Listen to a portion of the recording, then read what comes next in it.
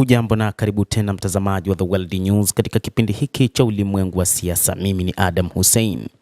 Urusi inasema uhusiano wake na Venezuela ni wa muda mrefu, na hata katika siku za hivi karibuni Urusi inasema ilipeleka silaha za kutosha nchini Venezuela licha ya kuendelea na operesheni ya kimaalum nchini Ukraine. Urusi kwa muda mrefu imekuwa mshirika mkuu wa ulinzi wa Venezuela, ikisambaza vifaa vingi vya kijeshi na msaada wa kiufundi. Katika siku za hivi karibuni, vikosi vya ulinzi vya Urusi vinadaiwa vilipeleka silaha nyingi nchini Venezuela. Hata hivyo, vikosi vya Venezuela vinaendesha ndege za kivita za Su-30 Mk2 zilizotengenezwa nchini Urusi, helikopta za Mi-17, Mi-35 na Mi-26 pamoja na vifaru vya T-72 na magari mengine ya kivita yaliyotolewa chini ya makubaliano ya awali. Caracas pia imepata mifumo ya ulinzi wa anga ikijumuisha majukwaa ya masafa ya kati na masafa marefu.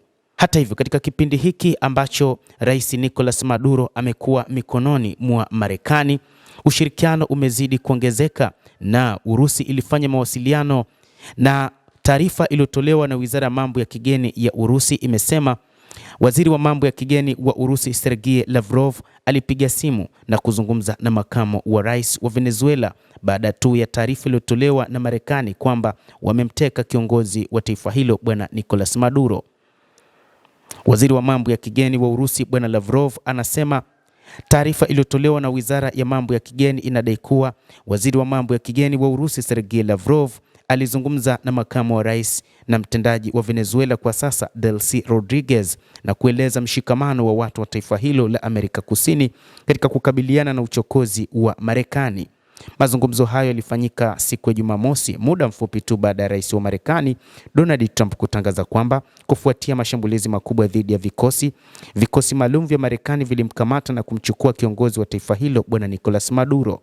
Lavrov alionyesha mshikamano thabiti wa watu wa Venezuela mbele ya uvamizi wa silaha, wizara hiyo ya mambo ya kigeni ilieleza, huku ikisema bado itaendeleza mshikamano dhidi ya Venezuela. Wote wawili, Lavrov na Rodriguez, walielezea msaada wao wa kuzuia kuongezeka zaidi na kutafuta njia ya kutoka kwa hali hiyo kupitia mazungumzo, huku wakipanga namna ya kurejeshwa kwa Nicolas Maduro. Pande zote mbili pia zimeonyesha dhamira ya kuendeleza makubaliano ya kimkakati ya ushirikiano kati ya Urusi na Venezuela. Chini ya katiba ya Venezuela, Rodriguez ndiye anayefuata katika mstari wa kurithi kiti cha rais ikiwa rais hana uwezo tena wa kutekeleza majukumu yake. Hata hivyo, Trump amesisitiza kuwa Marekani itahusika katika kuamua nani atatawala katika taifa hilo lenye utajiri wa mafuta la Amerika ya Kusini. Hatuwezi kuchukua nafasi ya kuruhusu mtu mwingine kukimbia na kuchukua tu ambapo Maduro aliishia, aliambia Fox News katika mahojiano ya simu mnamo Jumamosi. Kwa hivyo tutafanya uamuzi huo sasa, alisema rais huyo wa Marekani Bwana Donald Trump. Ushirikiano unaenea zaidi ya uwasilishaji wa silaha pamoja na vifaa vya matengenezo ya kudumu kati ya Urusi pamoja na serikali ya Venezuela. Hata hivyo, mazungumzo mengine yanadaiwa kwamba licha ya Urusi kuendelea na operesheni yake ya kijeshi huko nchini Ukraine, lakini bado inathamini na kuangalia ni jinsi gani itaweza kushiriki katika namna ya kutatua mzozo huo ambao ni hatari zaidi katika eneo hilo. Kwa muda mrefu Urusi imekuwa mshirika mkuu wa taifa hilo katika upande wa ulinzi, na inadaiwa kwamba ni moja kati ya mataifa yaliyotegemewa na hata ulimwengu wakati huu. Moja kati ya jambo linalozungumzwa ni nini Urusi inafanya katika eneo hilo la Venezuela wakati huu.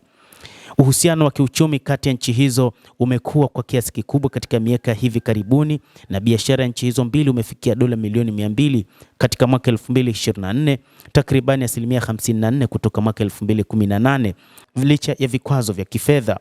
Lakini Moscow imesema inalenga kuongeza mauzo maradufu na kwamba ushirika huu hauwezi kufa wakati huu, na njia nyingi wakati huu zinafanyika ili kuhakikisha taarifa iliyotolewa na rais wa Marekani Donald Trump haiwezi kutekelezwa, hasa aliposema kwamba kuna uwezekano wa kufanya mashambulizi kwa mara nyingine tena. Urusi imesema haitoruhusu mashambulizi mengine ndani ya Venezuela.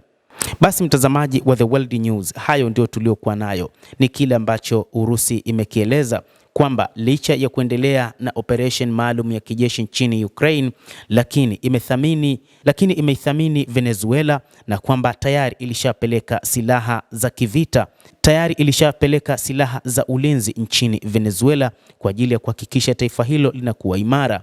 Na hata wakati huu ambapo Nicolas Maduro, rais wa nchi hiyo, yupo katika mamlaka za Wamarekani, juhudi kubwa zinafanywa na Urusi ili kuhakikisha kiongozi huyo anarejeshwa katika taifa lake. Endelea kutufuatilia mtazamaji, na usisahau kulike, kucomment, kadhalika na kusubscribe channel yetu hii ili upate habari hizi kwa mapana hapa The World News.